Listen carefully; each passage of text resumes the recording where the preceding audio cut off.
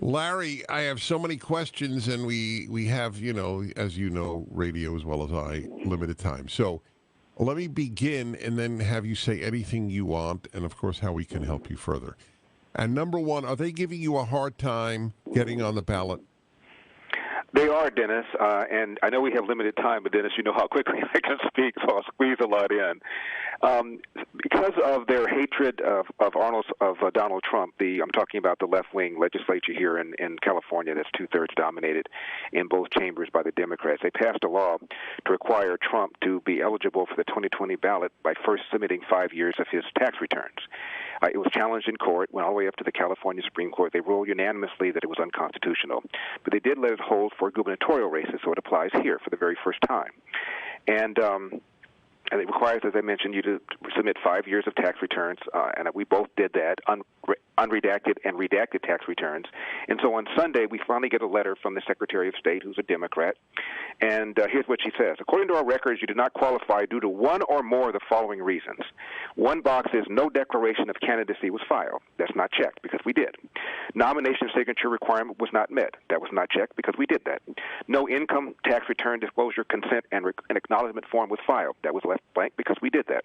No income tax returns were filed. That was left blank because we did that. The only one checked is the following.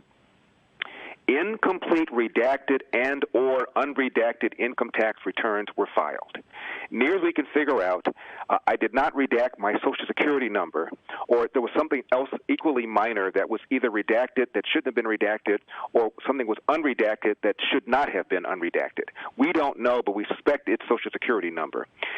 If that's the case, the reason for that to require redaction is to protect the candidate. They don't want the candidate's Social Security number becoming public for obvious reasons. So if I either because of a mistake or willfully provided it, it's on me. It doesn't hurt anybody. So no lawyer I've talked to, and yesterday I talked to 4, thinks that this is going to disqualify me, and we're having a conversation with the Secretary of State as we speak, and if this is not reversed, we're going to court. And I'm going to win this. This is something that a first-year law student could win. It's so obvious. And by the way, Dennis, guess who's not required to turn in 5 years of his tax returns? Gavin Newsom. And according to the Sacramento Bee, in a tweet this morning put out by a reporter, she found that 2 of the Republican candidates, 2 of the more prominent ones, did not turn in their 2020 tax returns.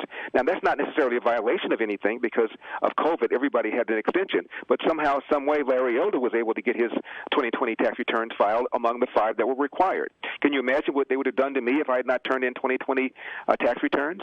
It clearly looks like a target for me because I'm the only one that I believe they're afraid of. My name recognition is higher than anybody else's other than Caitlyn Jenner's. I've been on every major market in Sacramento, as you have, Dennis, for the last several years. I've been talking about these issues for a long time. This guy is scared to death, and that's what I think happened. So we're going to be in court later on today if this thing is not reversed. Unbelievable. All right, next. Is there a sort of blackening? That's the bad word. Can you imagine if I were Al Sharpton? The race cars would be flying if I were Al Sharpton. But, of course, right. I don't play that way. I'm not a conspiracy guy. That's why we're both laughing. I don't know. I'm thinking of blackout. So I was trying to make it into a verb. Is there a blackout in terms of the media with regard to Larry Elder? Well, Dennis, you and I, of course, can talk about this for hours. The biggest news organ, of course, in California is the LA Times. We've talked about this before. I published 6 books. Not a single one was ever reviewed by the LA Times, even though 2 of them made the LA Times bestseller list. My documentary, Uncle Tom, that grossed more money than all the 5 documentaries that were nominated for Best Documentary last year combined, had a higher IMDb rating than any of them that was nominated, not reviewed by the LA Times.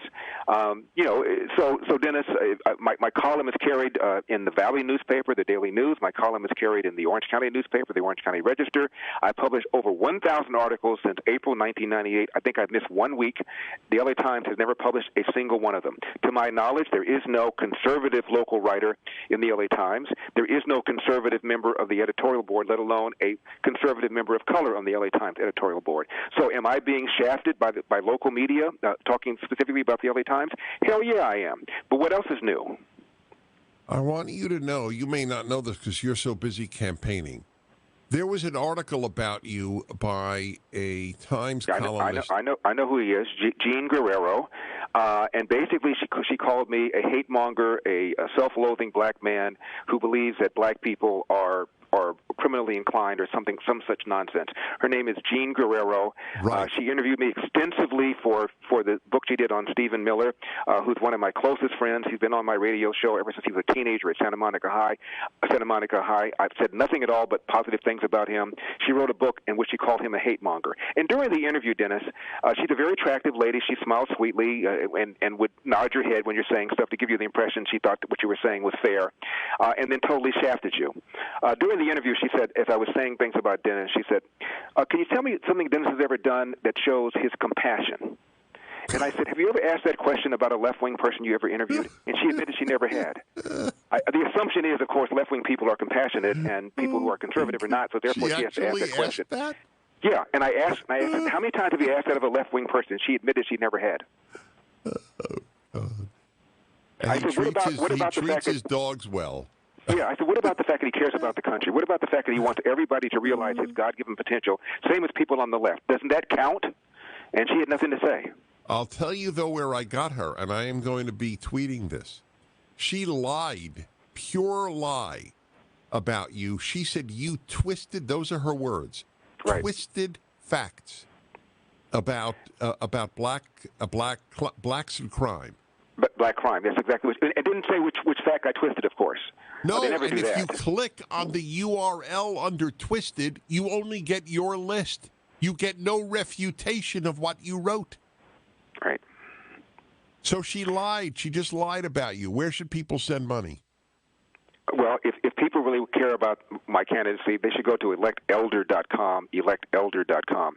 And Dennis, Gavin Newsom can spend an unlimited amount of money. The campaign laws do not apply to him, but all of his rivals do have campaign limitations. And this is a national race. You know, a lot of people leave. All right, stay on, Larry. Back in a moment. The attempt to smear him and ignore him on the part of the mainstream media is worthy of documentation. In one case, he was simply lied about, and I said by the way, Larry, I said either you lied about the statistics or she lied about your twisting the statistics. Correct? Right. Correct. So therefore, if you lied, you shouldn't be governor, and if she lied, she shouldn't be a columnist for the LA Times. Well, that makes her qualified to be a columnist for the LA Times, doesn't it? By the way, Dennis, for you, I wouldn't be in this race. You know, you not only are responsible for having my radio career, you're also responsible for getting me into this race. You first approached me, and you remember what I told you? I told you hell no, and I gave you my reasons why. But other people said the same thing, Jack Hibbs, Lionel Chetwin, and I began to think more and more about it. But for you, I wouldn't be in this race. So may God have mercy on your soul. By the way, Dennis, I submitted 5 years' worth of tax returns. This is over 250 pages we're talking about. And one more quick thing about my being treated unfairly. I was interviewed by a black newspaper when I was in Sacramento a couple of days ago. I'd never heard of the newspaper. It's been around for about 60 years. And they were kind of hostile at first. And I said to them, aren't you tired of the fact that 75% of black kids educated in public schools in California cannot read at state levels of proficiency? Are you tired that my former high school, Crenshaw High School, only 2% of the kids are math proficient? Aren't you tired of being forced to send your kid to a school where only 2% of kids are math proficient and, by the way, is a state school that is dominated by the gang called the Crips? Aren't you tired of voting for a party that says hell no to parents, a majority of whom in the inner city, black and brown, want choice in school, and the very people that you vote for are not giving it to you? Aren't you sick of this? Aren't you sick of this attack on the police? They're pulling back. It's called the Ferguson effect. And the people primarily hurt by this are black and brown people living in the urban areas. Aren't you sick of this? Aren't you tired of this? And Dennis, it was like somebody hit him in the head with a 2x4. And I haven't seen the article they wrote yet, but I'm sure it's going to be a lot different than what they thought it was going to be. That is an incredibly important story. I believe, as I believe, that I am married and I have 2 sons. I mean, it is a fact in my life that if every black in California heard you, you would get half the black vote at least. And they know that, And that is why it is so important not to enable you to be heard. That's what I think, Dennis. I get the Spectrum cable, and when I first got it, it irritated me because it defaults when you turn it on to the LA Times channel. And little by little, I began watching it. And the other day, there's a story about a black woman who has a private school. She set up her own school. 2/3 of black people say they do not want to send their kids back to Los Angeles Unified School District, and they believe one of the reasons is because of racism. And the racism is not because the teachers and the administrators are black, the majority of whom are black. Is that they believe the worst teachers end up going to the schools where the kids need them the most. Folks, his website to help him, electelder.com, is at DennisPrager.com.